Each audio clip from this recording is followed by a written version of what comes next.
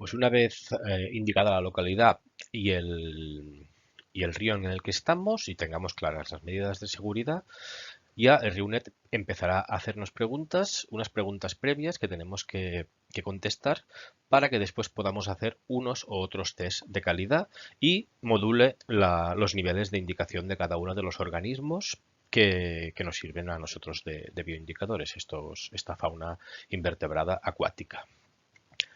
Para hacer eso, el RIUNET nos preguntará principalmente dos cosas. ¿Qué hidrología tiene el río y qué tipología tiene? Vamos a verlas en más detalle. En la hidrología del río nos va a hacer dos preguntas. Una es sobre la fase acuática, es decir, si en ese momento el agua está corriendo, si tenemos una situación en que el río presenta pozas con agua, pero están desconectadas, no hay caudal entre ellas, no hay agua que esté circulando, pero en estas pozas también hay vida, por lo tanto también son importantes porque son refugios de fauna y de flora en momentos de sequía y también podemos encontrar que el río esté totalmente seco. Esta pregunta es bastante sencilla, así que simplemente es elegir una de las tres fases acuáticas posibles. Para el régimen hidrológico es un poquito lo mismo, pero tenemos que tener información respecto a cómo varía esta fase, cómo se presenta esta fase acuática a lo largo del año. Lo hemos dividido en las 4 estaciones del año. Si no conocemos eso porque no somos de la zona, no conocemos el río, pues es complicado determinarla. Podríamos suponer, pero si es un río grande, supondremos que siempre baja. Si es un río pequeño, pues seguramente en verano podría secarse. Pero normalmente haces este tipo de estudios en sitios que más o menos conoces. Por ejemplo, en Burgos, pues si eres de Burgos, más o menos ves el río cada pocos días y puedes saber si durante todo el año circula el agua o si en algún momento se seca. Vamos a verlo más de como decíamos, hay estos tres tipos de estado acuático, si el agua corre, si hay pozas o si se seca, y podemos elegir una de estas opciones para cada uno de las estaciones del año. Por ejemplo, si tenemos un caso en que de vez en cuando el agua corre, pero el resto de año está seco, pues tendríamos un río efímero. Son estos ríos episódicos que solo bajan cuando hay lluvias torrenciales o una época con mucha lluvia a menudo. Así que es un río a tener en cuenta y tendría un régimen hidrológico efímero. Si tenemos una situación un poquito intermedia en el que en algunos meses el agua corre, después quedan estas pozas desconectadas y después se seca totalmente, pues tendríamos este régimen hidrológico intermitente seco.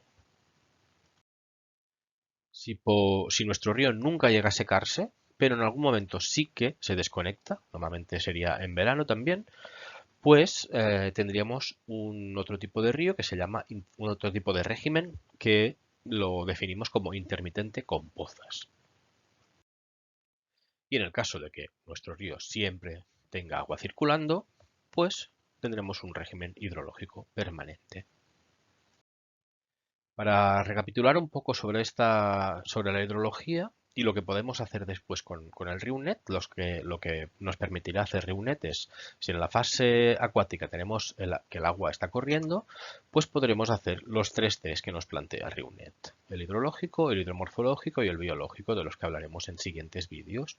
En cambio, si tenemos una situación con pozas desconectadas o que el río esté seco, pues podremos hacer los dos primeros test, pero no el tercero. El biológico no lo podremos hacer si está seco por motivos obvios, si no hay agua, no hay fauna acuática.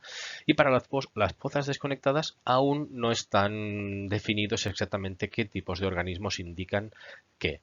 Es un ámbito de investigación que está ahora, en el que están trabajando ahora muchísimas universidades y grupos de investigación, y cuando se llegue a alguna conclusión, pues intentaremos aplicarla también aquí a esta aplicación, al RIUNET. Para el régimen hidrológico, si vemos nuestro río es un río permanente, Después tendremos que elegir qué tipología de río, hablaremos a continuación. Pero si tenemos un régimen hidrológico efímero, intermitente seco o intermitente con pozas, automáticamente ya hemos elegido, el RIUNET ya nos dice que nuestro río es un río temporal y ya tratará este río y hará sus modulaciones, digamos, como esta tipología. Así que ya no pasaríamos por la tipología de río. En el caso de que tengamos un río permanente, deberemos definir la tipología del río. En este caso también es una simplificación de todas las posibles tipologías que hay en toda la península ibérica y básicamente nos basamos en qué situación respecto a la cuenca se encuentran, es decir, un poquito relacionado con la altitud, alta montaña, montaña, zonas medias y zonas bajas, y en el tamaño del río, si es un río pequeño que podamos cruzar andando o con unas botas cortas, o si es un río grande que necesitemos, por ejemplo, nadar o una barca o un kayak o con unas botas bien altas. Vamos a ver las posibles tipologías que contempla RIUNET.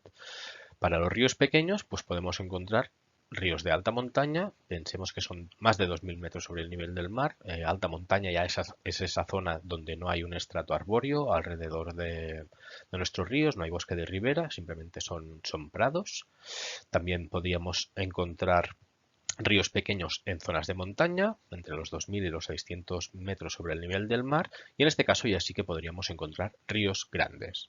En la parte media, entre 600 y 250, de nuevo podemos encontrar o ríos pequeños o ríos muy grandes. Y en la parte baja, ya cercanos a la desembocadura, pues, y que consideramos que es a menos de 250 metros sobre el nivel del mar, de nuevo podemos encontrar estos ríos pequeños o estos ríos grandes. Con todo, una vez resueltas todas estas preguntas previas que nos plantea RIUNET, nos hará un resumen de lo que hemos elegido. Aquí, por ejemplo, hemos elegido un río grande de montaña. También nos indica la latitud y la longitud donde nos encontramos, porque el RIUNET ya lo consigue desde el GPS del móvil de forma automática y ya podríamos empezar la evaluación. Una vez empecemos la evaluación, nos aparecerá esta pantalla. Es la pizarra desde donde accederemos al resto de test.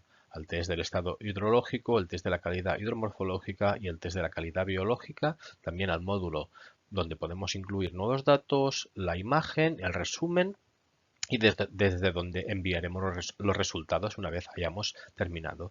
En los siguientes vídeos pues hablaremos de cada uno de estos tests.